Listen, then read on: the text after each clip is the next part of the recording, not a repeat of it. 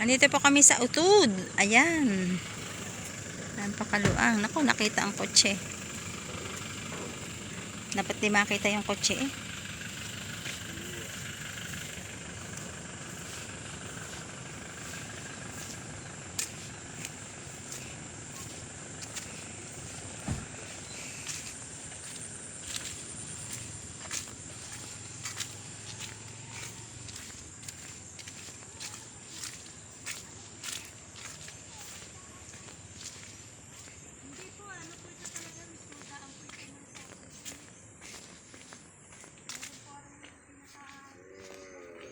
Ito ba?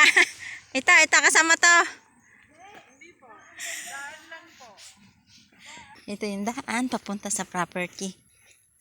Mula doon sa taas. Tabi po.